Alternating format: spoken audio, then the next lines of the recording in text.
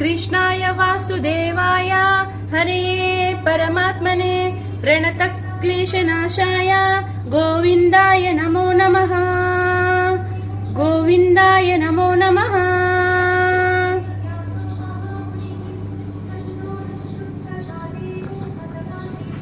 Everyone, ಇವತ್ತೇನಪ್ಪಾ ಅಂತಂದ್ರೆ ನಿರ್ಜಲ ಏಕಾದಶಿ ಐತಿ. ತುಂಬಾನೇ ಸ್ಪೆಷಲ್ ನಮ್ಮ ಹೆಣ್ಮಕ್ಳಿಗೆ. ಯಾರೆಲ್ಲ ಏಕಾದಶಿ ಮಾಡ್ತಿರಲ್ಲ ಅವರಿಗೆ ನಿಜವಾಗ್ಲೂ ಇದು ತುಂಬಾನೇ ಒಂದು ಫಲ ಸಿಗುವಂತದಂತಾನೆ ಹೇಳ್ತೀನಿ. ಹೆಣ್ಮಕ್ಳು ತಪ್ಪದೇ ಮಾಡ್ತಾರೆ ಇದು ಏಕಾದಶಿ. ಯಾಕಂದ್ರೆ ಇದಷ್ಟು 24 ಏಕಾದಶಿಯಲ್ಲಿ ಇದೂ ಒಂದು ಪವರ್ಫುಲ್ ಏಕಾದಶಿ ಅಂತ ಹೇಳ್ತಾರು. ನಿರ್ಜಲ ಏಕಾದಶಿ ಅಂದ್ರೆ ಏನಪ್ಪಾ ಅಂತಂದ್ರೆ ಕೇವಲ ಆಹಾರ ಅಷ್ಟೇ ಅಲ್ಲ, ಇವನ್ ನೀರ್ ಕೂಡ ಕುಡಿ